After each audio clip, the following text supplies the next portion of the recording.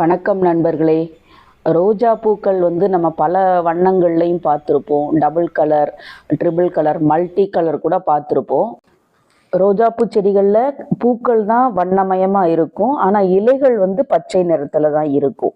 ஆனால் இப்போ இந்த காமிக்கிற இந்த ஸ்க்ரீனில் தெரிகிற இந்த செடி பாருங்கள், இதோட பூக்களுமே பச்சை நிறத்தில் தான் இருக்கும். இது வந்து ஒரு வித்தியாசமான ரோஜா. நார்மலாக வந்து நர்சரிஸில் வந்து க்ரீன் ரோஸ்ன்னு சொல்லுவாங்க.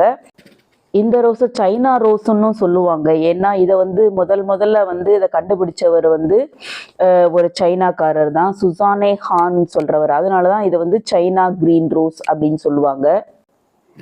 ரோஜா பூ செடிகளை வந்து பல வெரைட்டிஸாக கிளாசிஃபை பண்ணியிருக்கிறாங்க. ஃப்ளோரிபண்டா, போலியாந்தா, ஹைபிரிட்டி அந்த மாதிரி இருக்கு இல்லையா. அதான் இந்த பச்சை ரோஜாவை வந்து ஹைபிரிட் சைனாங்கிற வெரைட்டியாக கிளாசிஃபை பண்ணியிருக்கிறாங்க. இந்த பச்சை ரோஜா வந்து ஆக்சுவலி இது வந்து பூ கிடையாது.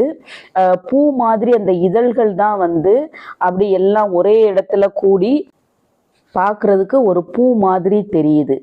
அது வந்து பூ இதழ்களும் கிடையாது, இதில் விதைகள் எதுவுமே இருக்காது.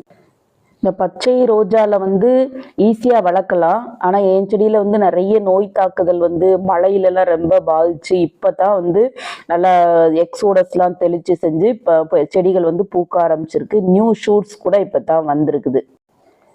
இது ஒரு ஹார்டி வெரைட்டி ரோஸ் தான். ஹாட் கிளைமேட்லேயுமே இந்த சூடு தாங்கி வளருது. பூச்சி தாக்குதல் வந்து கொஞ்சம் இருந்தாலுமே இதை வந்து மீட்டு எடுத்துடலாம்.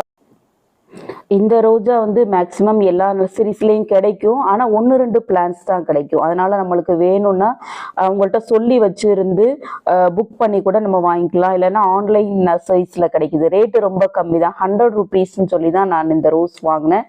குட்டி செடியாக தான் வாங்கினேன். இப்போ தான் வந்து ஓரளவு நல்லா வளர்ந்து பூக்களும் தந்துக்கிட்டு இருக்குது. இந்த செடிகளுக்கெல்லாம் ஏற்ற மண் கலவைனா நார்மலாக ரோஜாப்பூ செடியை வந்து எப்படி நம்ம நடுவோமோ அதே மாதிரி மண் கலவை தான். முழு சூரிய வெளிச்சம் தேவை, தினம் தண்ணீர் கொடுக்கணும். மற்றபடி உரம் எல்லாமே மற்ற ரோஸ்களுக்கு எப்படி ஃபாலோ பண்ணுறோமோ அதே ரொட்டீன் தான் இதுக்கும் ஃபாலோ பண்ணணும்.